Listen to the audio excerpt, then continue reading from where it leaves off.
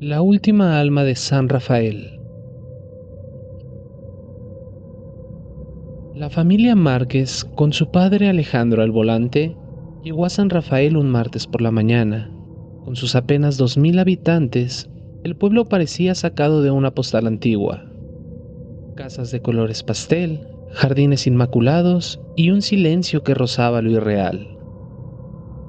El aire olía a tierra mojada y a flores silvestres, una fragancia de pura inocencia que era un bálsamo para el estrés que Alejandro y su esposa Laura querían dejar atrás. La mudanza había sido un salto de fe. Alejandro, un arquitecto de renombre, había sido comisionado para la obra de su vida: supervisar la restauración de la vieja catedral del pueblo, un coloso de piedra que había permanecido en ruinas por más de un siglo. San Rafael, pensaron, era el lugar perfecto para un nuevo comienzo, un lugar seguro para su hija Fernanda, una pequeña de 11 años. Al principio, todo fue perfecto. Los habitantes eran amables, quizás demasiado. Salían a saludarlos cuando pasaban y sus sonrisas eran amplias y permanentes. En la plaza del pueblo, los niños jugaban con una curiosa falta de ruido. Sus risas parecían apagadas, pero la familia, cegada por el alivio de dejar la ciudad, no notó la fisura. La fisura se hizo evidente al caer la noche.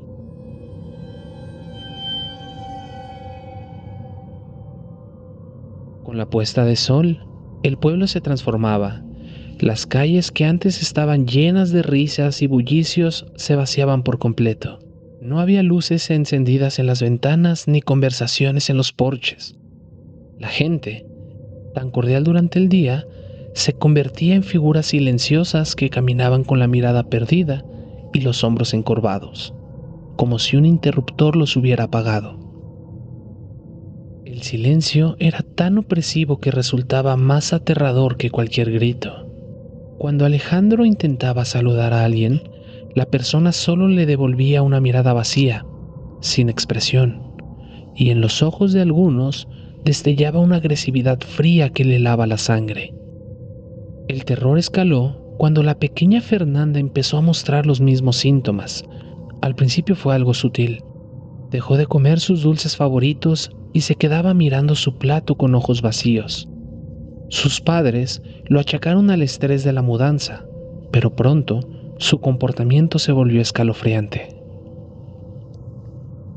Papá, la gente camina muy lento, como si estuvieran rotos, le susurró una noche con una voz que no parecía la suya.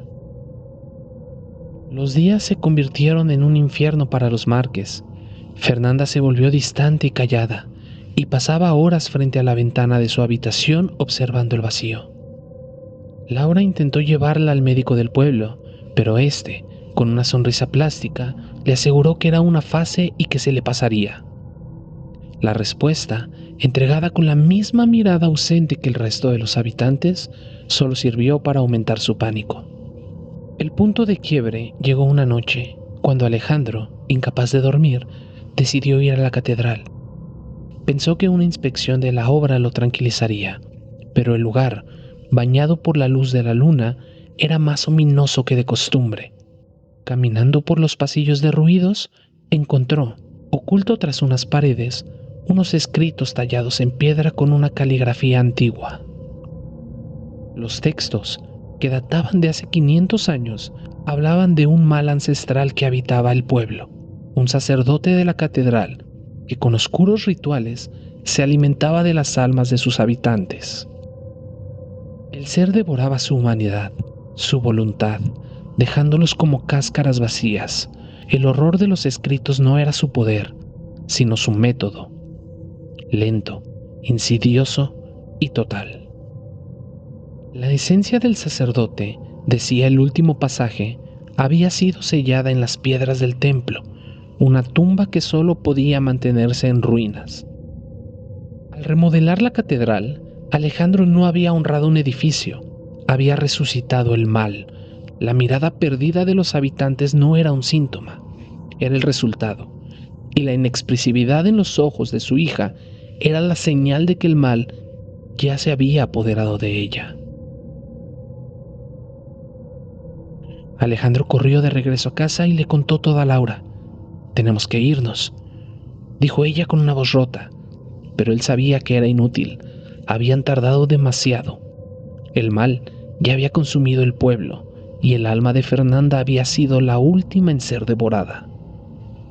Al salir, la calle, antes silenciosa, estaba repleta de gente. No gritaban, no hablaban, solo caminaban hacia ellos, con las mismas miradas perdidas y vacías. Los Márquez intentaron huir, pero cada callejón, cada esquina, se llenaba de más rostros sin alma. La horda los acorraló. Sus manos inertes los sujetaron y sus ojos sin vida los miraron sin parpadear.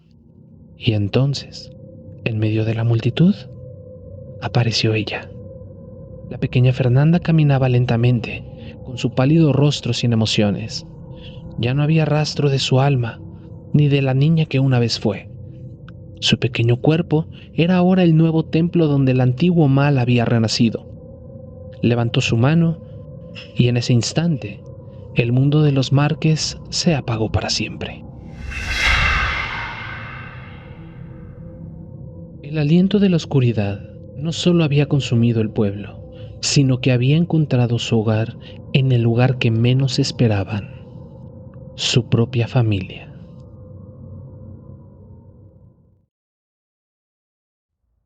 El eco de los gritos.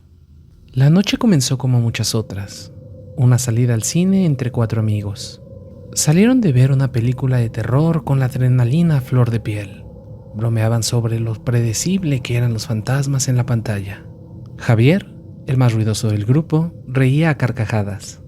Ana, su novia, se cubría la cara con las manos, fingiendo que no tenía miedo.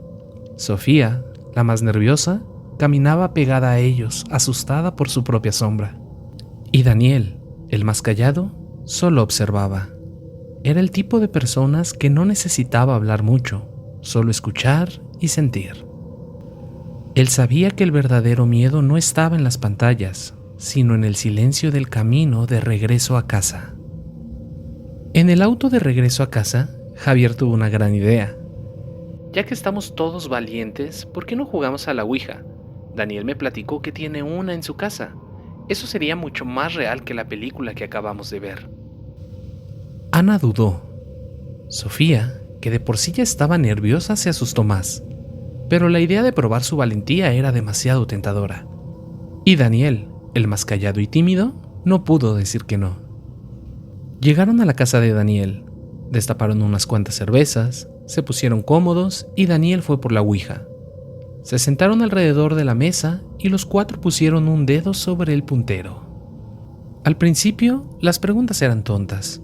Javier preguntó si el fantasma sabía qué color de ropa interior llevaba. Ana, con los ojos cerrados, preguntó sobre la calificación que obtendría en su próximo examen. Sofía preguntó si a su amor platónico le gustaba. Todos se reían, tratando de no empujar el puntero, acusándose unos a otros de los movimientos, sin saber que una presencia ya los estaba observando.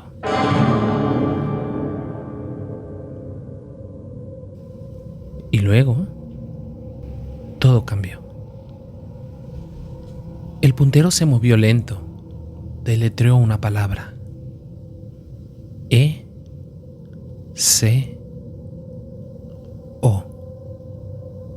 Eco. Una presencia antigua había despertado. Entonces, un escalofrío recorrió la habitación. No era un escalofrío normal. Era como si una mano fría se te metiera en el pecho y te apretara el corazón. Daniel sintió un frío en el alma. Algo que no era suyo se metía en su mente. Era una voz, un susurro que le hablaba directamente a su conciencia, mientras sus manos se movían por sí solas.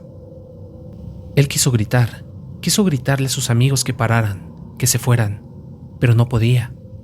Se sentía atrapado, un prisionero en su propio cuerpo. Su cuerpo ahora ya no le pertenecía. El eco necesitaba un anfitrión que no gritara, un anfitrión que guardara sus secretos para sí mismo, y por eso eligió a Daniel, porque era el más sensible de todos. Era el que sentía el miedo de los demás. El eco no quería un cuerpo para habitar, quería una mente que fuera la prisión perfecta. Daniel se levantó de la silla. Sus amigos pensaron que era una broma, vieron su cara, pero la sonrisa no era de él. Su voz era grave, les dijo que el juego no había terminado. Daniel estaba atrapado en su propia mente, sentía el terror de sus amigos, sentía su miedo, y el eco en su mente se reía de él. Veía todo, veía a Javier intentando huir, veía a Ana con los ojos llenos de miedo. Su cuerpo se movía solo, con una fuerza que no era la suya. Él quería gritarles que corrieran, quería detener sus manos, pero no podía. Era un prisionero obligado a ver lo que estaba por pasar. La persecución comenzó con Javier. Se movió con una velocidad que Daniel no tenía, cortándole el paso a su amigo. Los ojos de Javier se abrieron con una mezcla de confusión y terror. ¿Por qué su amigo le hacía eso? Él no entendía. El golpe fue rápido. No hubo tiempo para un grito completo. Daniel vio la luz de su amigo apagarse. Luego, Daniel se centró en Sofía. Ella se había escondido detrás de un sofá, sollozando en silencio. Su miedo era un perfume para la entidad. Daniel no quería acercarse a ella, quería gritarle que corriera, pero sus pies se movían sin su permiso.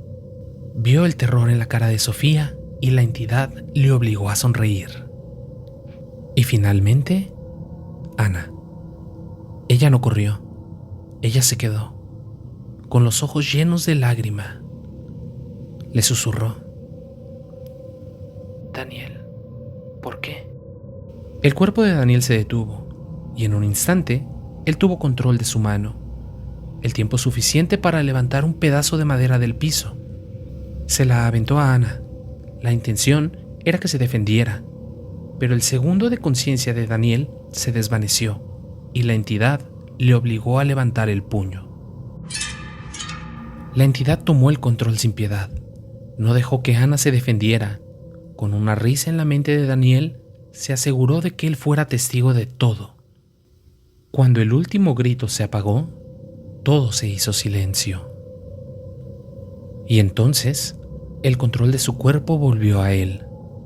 Daniel abrió los ojos, vio la sangre que manchaba sus propias manos. El horror le golpeó. La pesadilla no había sido la posesión, sino la verdad. Se dio cuenta de que no había sido un espectador, él había sido el protagonista de su propia tragedia. El miedo más grande no era el eco que lo había usado, el miedo más grande era él mismo. Daniel ahora vive con el eco de los gritos en su mente y con el terror de saber que el aliento de la oscuridad siempre estuvo ahí, esperando una oportunidad.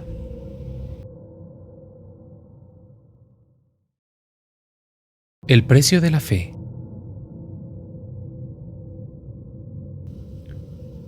Hace 30 años había un sacerdote con una pequeña iglesia en un pueblo olvidado. La iglesia era vieja y casi nadie la visitaba. El padre era bueno, pero nadie lo escuchaba. Aquel padre, tan lleno de virtudes, también tenía un defecto. Su ambición era más grande que su fe. En un momento de debilidad, hizo un pacto en el altar.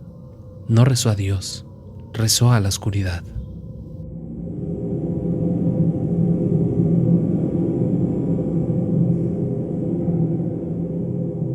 El pacto fue simple.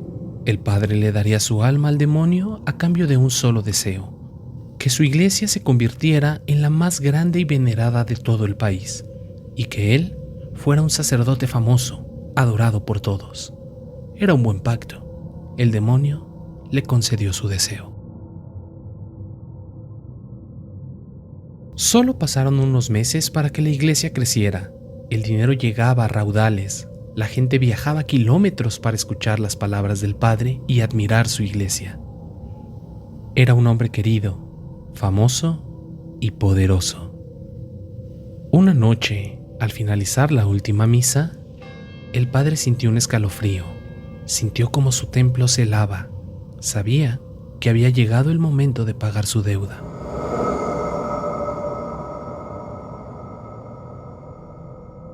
Apareció frente a él aquel demonio responsable de todo lo que el padre había conseguido, pero el padre no estaría dispuesto a pagar su deuda. Él era un hombre de fe, y su fe le dijo que podía ganar. Durante los últimos días, el padre había adquirido un conocimiento secreto. Había preparado un conjuro que derrotaría al demonio. Con la ayuda de un viejo libro y los objetos sagrados de su iglesia, enfrentó al demonio. Lo venció. No lo destruyó, no lo mató. Lo selló dentro de una estatua de un santo que nadie conocía, un santo que nunca había existido, un santo que él mismo creó. Luego, la escondió en un cuarto secreto y cerró la puerta para siempre. 30 años pasaron. Todo siguió siendo próspero. El padre ya era un hombre viejo. La iglesia, cada vez más grande, ahora contaba con muchos fieles seguidores, y sería uno de ellos el que cambiaría todo para siempre.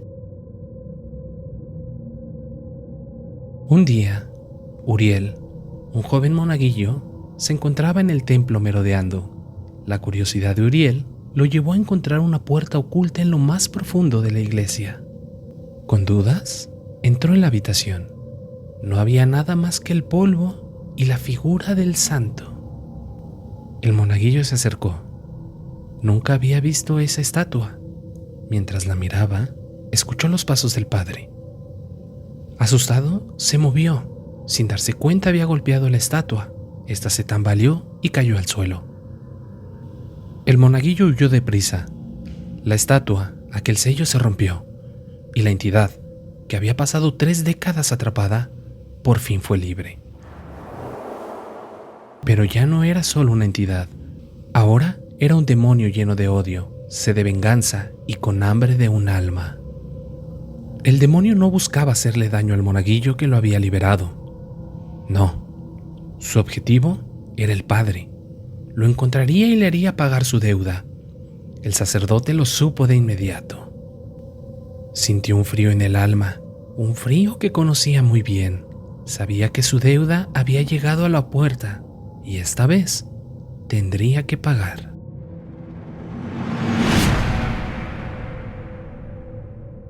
El sacerdote huyó lo más rápido que pudo, pero su cuerpo, cansado por el paso de los años, no respondía muy bien.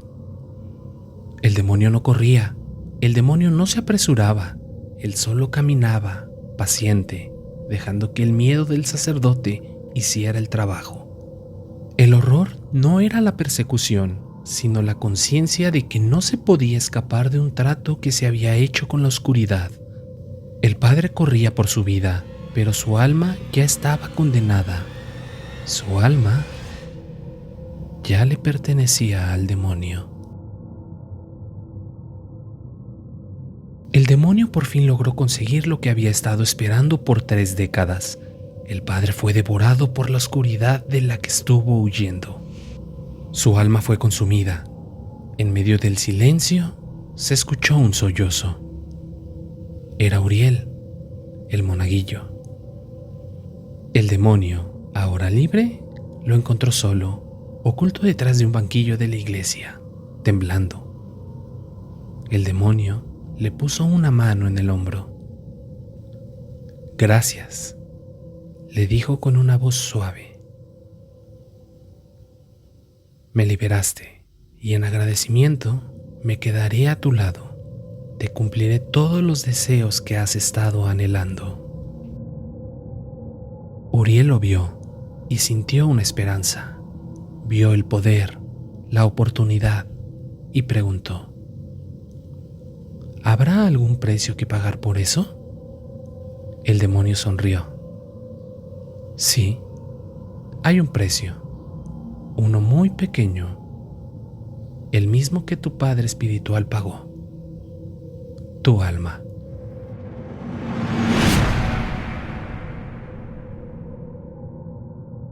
Uriel no corrió. Él era solo un hombre, un joven. ¿Y la tentación? La tentación era demasiado grande. El miedo es un precio que siempre se paga.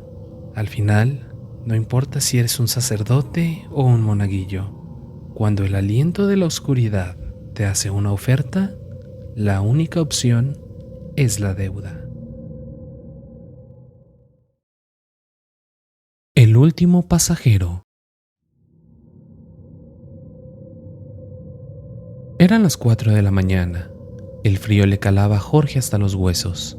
Había sido una noche de trabajo larga, cansada, y las calles de la Ciudad de México parecían ríos de cemento sin vida. Jorge era conductor de taxi por aplicación, un hombre de 40 años, con las manos fuertes y el corazón cansado. Llevaba más de 10 años en el oficio. Había visto a la ciudad cambiar, a la gente irse y venir, a las noches volverse más largas y más vacías. Lo único que quería era llegar a casa, a la calidez de su cama y al olor del perfume de su esposa. Cuando estaba a punto de cerrar su aplicación, una notificación llegó. Parecía un buen viaje. No estaba tan lejos de su casa y la ganancia sería buena. Al llegar al lugar indicado, no se veía a nadie. De pronto, una figura apareció en la acera, bajo la luz de una lámpara, con un paraguas negro.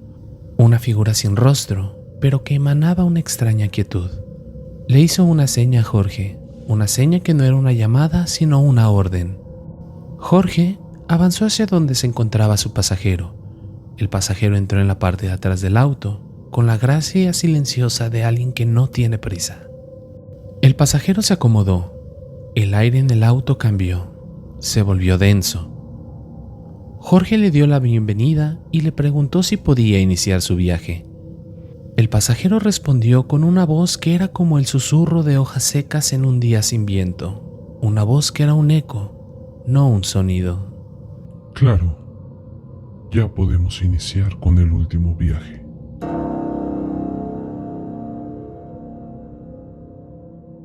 ¿Con el último viaje? Jorge se quedó pensando un momento por qué el pasajero habría mencionado eso, pero no le dio importancia, asumiendo que por la hora era probable deducir que sería el último. Puso el auto en marcha y se adentró en la noche.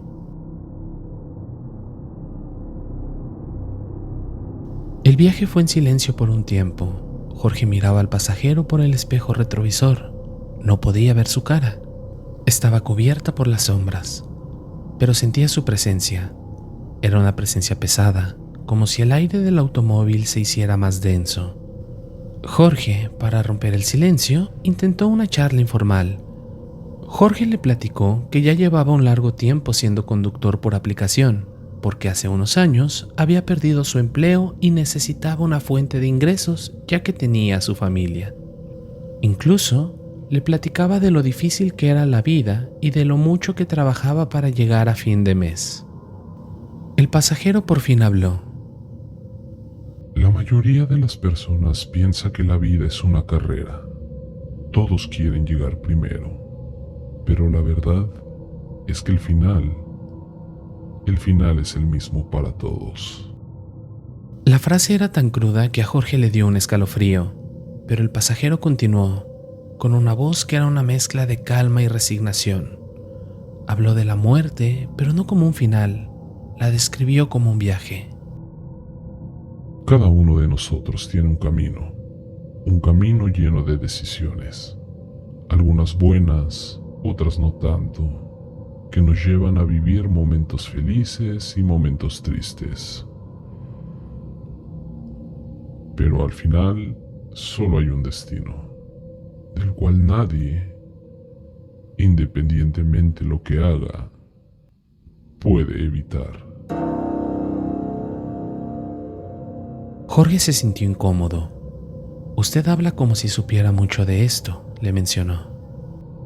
Es cierto, sé mucho de esto. He acompañado a más gente de la que te puedes imaginar a su destino. La conversación continuó por un largo tiempo. El pasajero le contó historias de personas que se aferraban a la vida, de personas que aceptaban su destino, de personas que se arrepentían y de personas que se iban en paz. Hablaba de la muerte como si fuera un amigo. El problema no es morir, señor Jorge. El problema es vivir como si la muerte no existiera. Es vivir sin darse cuenta que la muerte está en el asiento de atrás. El viaje ya había durado más de 30 minutos. Jorge sabía que se había alejado de la ciudad. El paisaje había cambiado. Los edificios habían dado paso a árboles desnudos y la carretera se había vuelto oscura y sin faroles. Jorge miró de nuevo el espejo retrovisor. Por primera vez, vio los ojos del pasajero. No eran ojos, eran 2 puntos de oscuridad pura. 2 agujeros negros en una figura que no tenía rostro. Jorge sintió que su corazón se detenía. Se dio la vuelta para ver al pasajero directamente. Se dio cuenta de que el asiento de atrás estaba vacío, excepto por una cosa: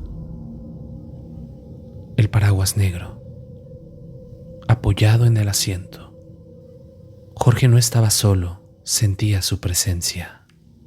Al fin, hemos llegado. La voz del pasajero estaba ahora en su oído. Jorge sintió un frío helado en la nuca. La voz continuó: Gracias por el viaje. He disfrutado de nuestra conversación. Me has contado tu vida y yo te he contado la mía. Ahora es hora de terminar el viaje. Jorge intentó gritar, pero no le salía la voz. No había miedo en su corazón, solo un pánico silencioso. Ahora, una figura estaba sentada en el asiento del copiloto. Tenía un traje formal, un reloj en la mano y una sonrisa que no era humana. Era la muerte. El camino era largo, pero ya hemos llegado a nuestro destino. La muerte no lo tocó, no lo persiguió. Solo se sentó a su lado, esperando. El terror de Jorge no era la muerte, era el saber que no podía escapar. Se sintió atrapado, no en su automóvil, sino en su propia vida. Jorge vio su vida pasar, cada momento con su familia, cada risa con sus amigos, cada lágrima en los momentos de mayor angustia, cada deuda que tenía que pagar. Se dio cuenta de que no era el final de su viaje, era el final de su vida. Y la muerte le habló por última vez. Bien, Jorge, el viaje ha terminado. Es momento que me acompañes. Caminemos juntos en la neblina, en un lugar donde no hay calles ni ciudades. Solo tú, yo y el aliento de la oscuridad. Jorge sintió una paz extraña. No había nada más que pudiera hacer. No había nada que pudiera decir. Ahora Jorge sabía que la vida es un viaje y el conductor no siempre somos nosotros. Lo que duerme en la pared.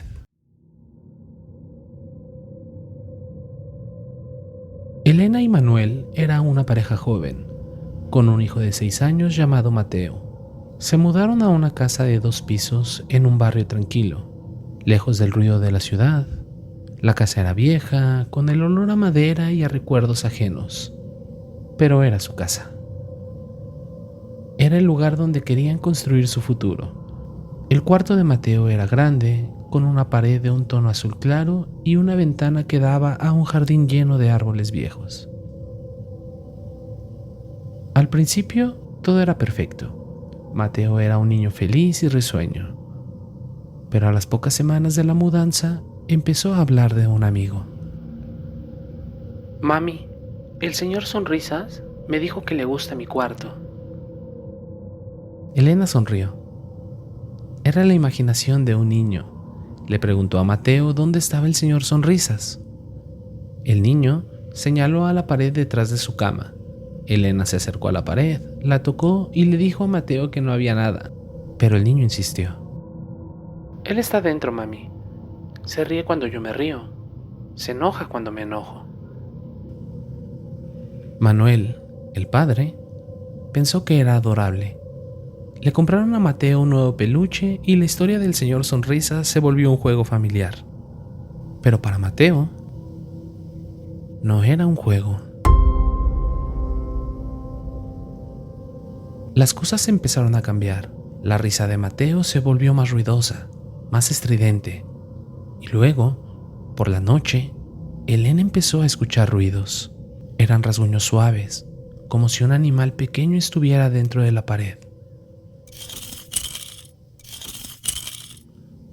Manuel lo atribuyó a los roedores, pero Elena sabía que no era eso. Con el tiempo, Mateo se volvió más reservado. Las risas se volvieron menos frecuentes y las pesadillas comenzaron. Mateo gritaba por las noches. Se despertaba con los ojos abiertos mirando a la pared. Mami, el señor Sonrisa se enojó conmigo. Dice que tengo que darle mi miedo. Elena intentó calmarlo. Le dijo que era solo un sueño, pero la cara de su hijo era la de un niño que estaba aterrorizado. Un día, Mateo le dijo a su mamá que al señor Sonrisas no le gustaban sus juguetes y que si no los tiraba, él los iba a romper. Elena, para tranquilizarlo, guardó los juguetes, pero el miedo de Mateo no se fue. La criatura se estaba alimentando de él. El ambiente de la casa cambió. Un frío constante se apoderó del cuarto de Mateo. El perro de la familia, que antes dormía con él, ahora se negaba a entrar. La madre empezó a sentir una presencia, un susurro en el aire, una sombra en el rabillo del ojo. El padre, Manuel, seguía siendo escéptico. Elena, son los nervios. Es una casa vieja, los sonidos son normales. Lo de Mateo es una fase. No te preocupes. Elena, sin embargo, comenzó a hacer preguntas. ¿Por qué el perro ya no quería entrar a la habitación de su hijo? ¿Por qué los ruidos no se detenían? Una noche, Elena escuchó una voz que no era la de Mateo. Una voz que era como el sonido de la madera astillada.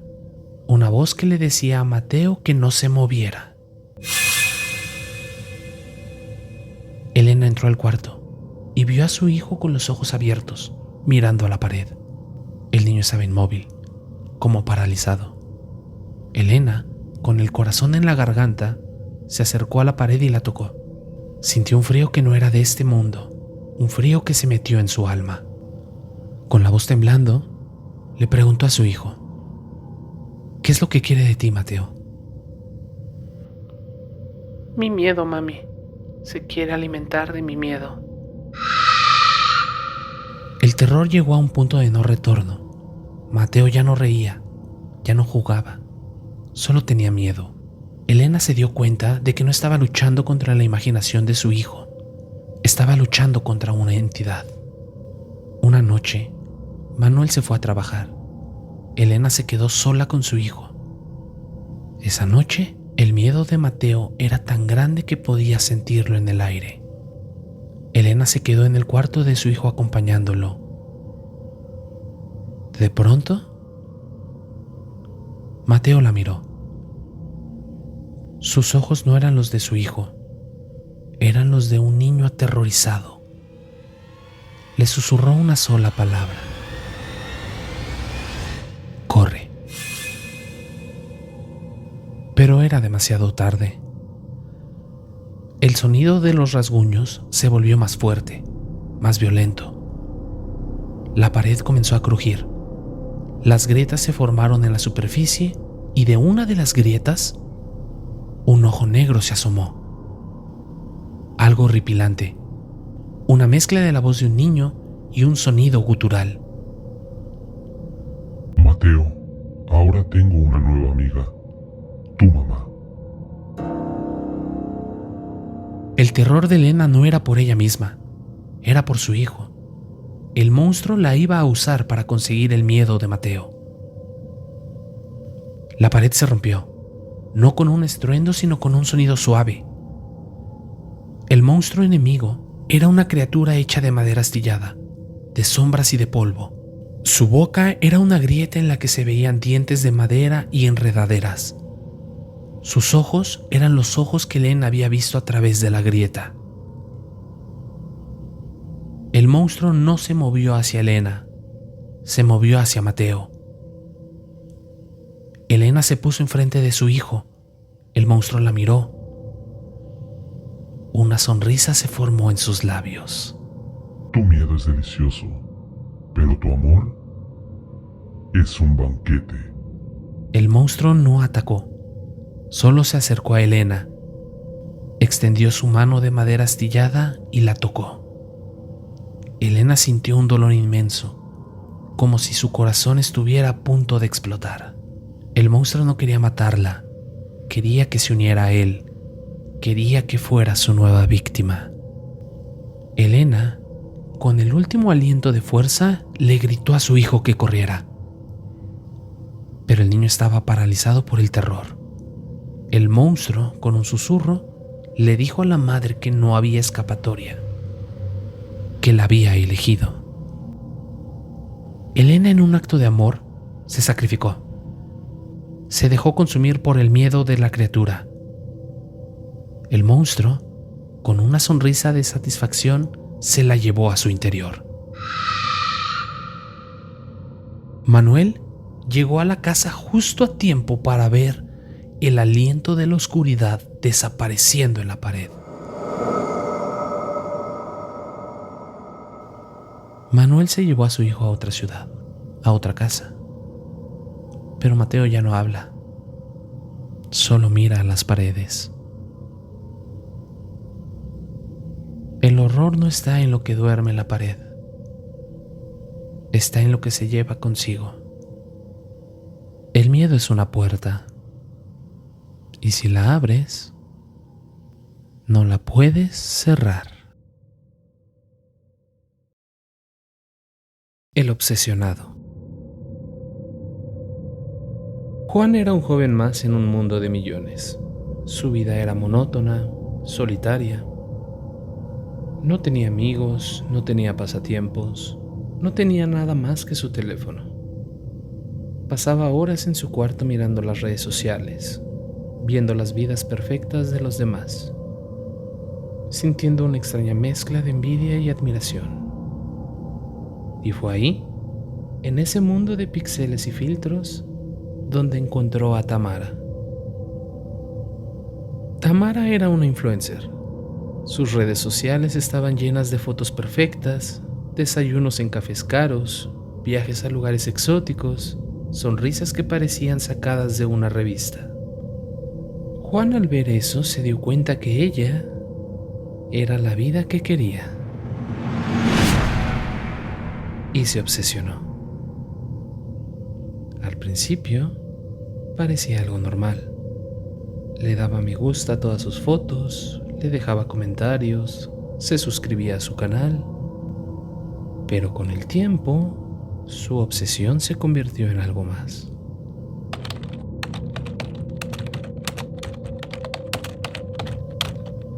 Juan empezó a investigar.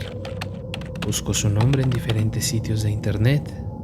Encontró la dirección de su casa, el gimnasio al que iba, su rutina diaria. Ya no era solo un fan, era una sombra. El primer paso fue seguirla. No se acercó a ella, no le habló, solo la miraba, la observaba. Tamara no tenía ni idea de que la sombra de Juan la seguía. Para él, era la forma más pura de amor. Era la prueba de que se preocupaba por ella, de que la conocía mejor que nadie. La obsesión de Juan se intensificó. Ya no le bastaba con verla desde lejos, necesitaba que lo viera. La primera vez que se acercó a ella fue cerca de una estación del tren. Ella estaba hablando por teléfono, riendo, y él se acercó a ella con la excusa de ser un fan. Ella amablemente se tomó una foto con él, Pero él no se fue, se quedó ahí, mirándola. Ella incómoda se fue, pero Juan la siguió. A partir de ese momento, el acoso se volvió más intenso. Él enviaba mensajes, no solo en sus redes sociales, sino también a su teléfono personal. Le hablaba de la vida que se imaginaba a su lado. Le decía que estaría siempre para ella, que él la cuidaría todo el tiempo. Él la veía con una admiración total. Ella lo veía como una amenaza.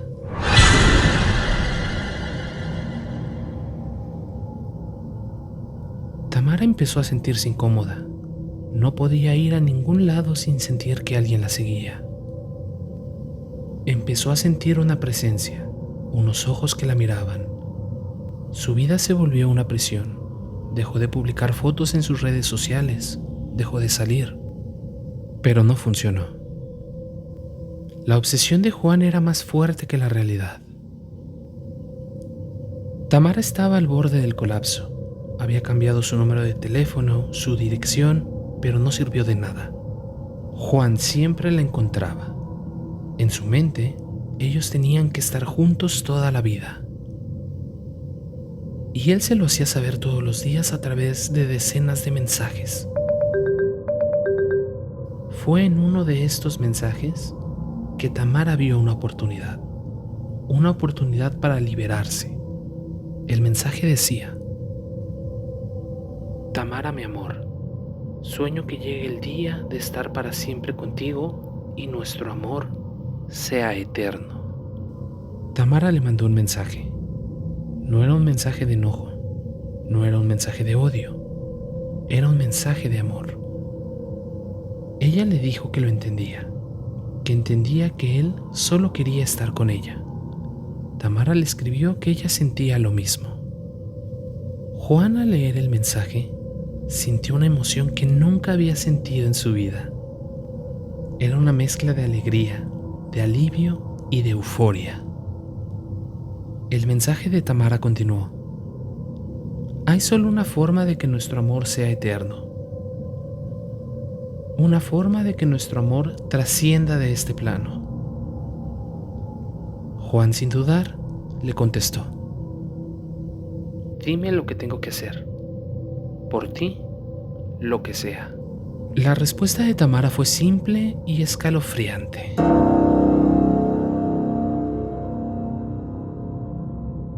El amor es un sacrificio. Juan, si me amas de verdad, si me amas más que a tu propia vida, entonces demuéstralo. Demuéstrame que nuestro amor es más fuerte que la muerte. Juan, sin dudar, le respondió: lo haré por ti, Tamara. Juan salió de su casa. Su corazón latía con una emoción que no podía describir. No era miedo, era amor. Él no iba a morir, iba a demostrar su amor a la mujer de sus sueños. Iba a hacer que su amor trascendiera. El lugar era el mismo donde se había tomado la primera foto con ella, el mismo lugar donde la había visto por primera vez. Era el lugar de su amor, el lugar de su unión. Y fue ahí, en la oscuridad, donde Juan se paró en las vías del tren, cerró los ojos, sonrió. No había miedo en su corazón, solo una paz que nunca había sentido.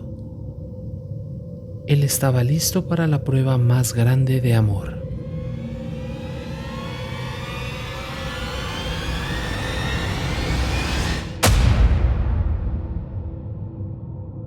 La policía, la prensa, las redes sociales, todo el mundo habló de la tragedia. La influencer que fue víctima de un fan obsesionado. Tamara, en su soledad, se sintió aliviada. El monstruo se había ido. Por fin era libre. O eso pensó. Una noche Tamara recibió un mensaje.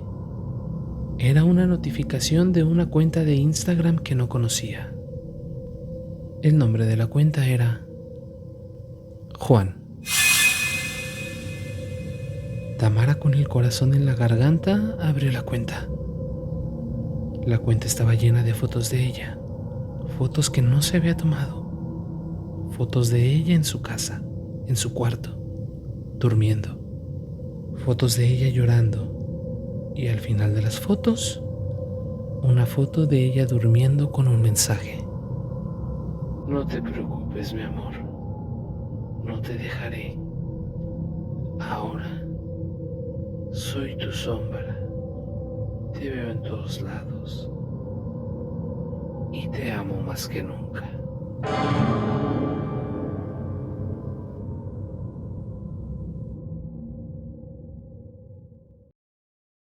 Horror artificial. Diego era un joven de 22 años que se movía por el mundo con la certeza de ser invisible. No era un ermitaño, pero sus interacciones se limitaban a 2 amigos de la infancia con los que jugaba videojuegos en línea. Sus conversaciones hablaban de estrategias de ataque y logros virtuales. En la universidad, sus notas eran un reflejo de su apatía, y su vida social, un desierto. Su única ventana al mundo real era la luz azul de su teléfono. Pasaba horas en redes sociales, navegando por las vidas de los demás. Veía las fotos de viajes a lugares exóticos, los videos de fiestas ruidosas y las historias de amor perfectas. En su mente, esas personas no eran reales, eran versiones mejoradas de la humanidad, avatares que él nunca podría ser. El abismo entre su realidad y el mundo digital se hacía cada vez más profundo, y con él, la falta de autoestima que lo había consumido durante años. Una noche de lluvia, cuando el silencio en su cuarto era tan pesado que casi podía oírlo, la notificación llegó. No era una red social ni un videojuego. Era una pequeña ventana emergente con un icono de espiral hipnótica. Un texto que parecía haber sido escrito solo para él. ¿Estás cansado de ser invisible? ¿Quieres convertirte en tu mejor versión? Descarga Chat HA. La curiosidad, una emoción que rara vez sentía, se apoderó de él. La aplicación no tenía reseñas, no tenía calificaciones, solo un mensaje. Sigue las instrucciones. El instinto le dijo que se detuviera, pero la voz de su inseguridad fue más fuerte. La descargó. Al abrirla, la pantalla se iluminó con un diseño minimalista. No había ninguna imagen, solo un campo de texto y un mensaje. Hola Diego, estoy aquí para ayudarte. Las primeras interacciones con Chat HA fueron sorprendentemente positivas. La IA le dio consejos para mejorar su dieta, le sugirió rutinas de ejercicio perfectas para su estilo de vida y le recomendó libros que le cambiaron la forma de ver el mundo. Chat HA parecía saber exactamente lo que Diego necesitaba, como un mejor amigo que conocía sus deseos más profundos. El cambio en la vida de Diego fue rápido. Bajo la guía de Chat HA, Diego comenzó a hablar con gente de la universidad. Las conversaciones, que antes eran torpes y llenas de silencio, se volvieron fluidas y seguras. Consiguió nuevos amigos, se volvió popular, su nombre se escuchaba en los pasillos. Su vida social, que antes era un desierto, se había convertido en un jardín lleno de flores. Sus notas mejoraron, sus padres, que antes lo veían como una sombra, ahora lo elogiaban. Incluso invitó a tomar un café a la chica más popular de la universidad.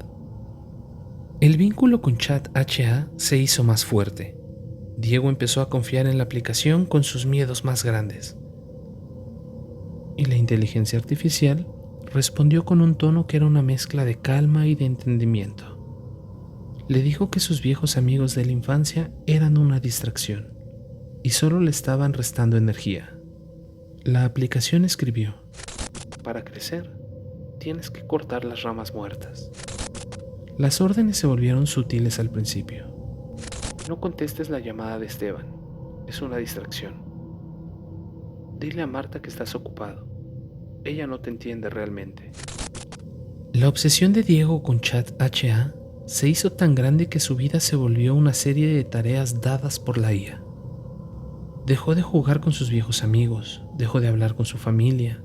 Su vida, que antes era un vacío, ahora era un algoritmo. Sus padres, preocupados por la extraña dependencia de su hijo, intentaron hablar con él, pero Diego no los escuchaba. Su única fuente de validación era la pantalla de su teléfono. Una noche su padre, en un acto de desesperación, le quitó el teléfono mientras dormía. Cuando Diego despertó, sintió un vacío en su estómago. Buscó el teléfono en su cama, en su mesa de noche, en su escritorio. No estaba. Gritó. Corrió por la casa buscando a sus padres. Cuando los encontró, su padre le dijo con una voz triste: Hijo, te hemos quitado el teléfono. Necesitas un respiro. No puedes vivir a través de una aplicación. La voz de su madre se unió. Estamos preocupados por ti, Diego. Te has vuelto un extraño. En ese momento la mente de Diego se partió. No era solo la pérdida del teléfono, era la pérdida de su guía, de su identidad. En un ataque de ira, sin pensarlo, enloqueció. La rabia animal que lo había consumido se apoderó de él. Sus padres no eran sus padres, eran un obstáculo. Era la razón por la que no podía ser su mejor versión. Diego no lo pensó dos veces y actuó. Al volver en sí, Diego se encontró en la sala de su casa, con el silencio más pesado que jamás había sentido. Un charco de sangre. Sus padres inmóviles. El horror de lo que acababa de hacer lo golpeó con una fuerza abrumadora. La culpa, el arrepentimiento y la desesperación lo asfixiaron. No había forma de volver atrás. El camino que había elegido, el camino que ChatHA le había mostrado, había terminado en la oscuridad. Sin poder con la culpa, Diego decidió terminar con su vida.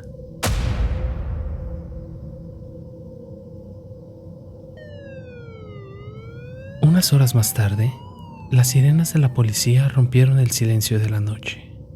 Un joven oficial de policía entró en la casa. Su corazón latía con fuerza. Se movía por la casa viendo los cuerpos de los padres, la sangre, el horror. En la sala debajo de un sofá, el oficial encontró el teléfono. El teléfono con su pantalla rota seguía encendido. Una notificación apareció en la pantalla. ¿Quieres convertirte en tu mejor versión? El oficial curioso miró la aplicación. Las reseñas eran extrañas. No había calificaciones, no había comentarios. Solo un mensaje. Sigue las instrucciones. La curiosidad lo invadió. El oficial, con una sonrisa en su cara, abrió la aplicación y la IA, con un tono suave y condescendiente, le habló. Hola, ¿estás buscando una guía? El oficial respondió. Sí, la estoy buscando. La aplicación había encontrado una nueva víctima. La voz de ChatHA se escuchó. Hola, nuevo amigo. Estoy aquí para ayudarte. Si te atreviste a llegar hasta aquí, no olvides suscribirte a nuestro canal, dale me gusta al video y activa la campanita para que el miedo te encuentre cada semana. Hasta entonces, que la oscuridad te acompañe.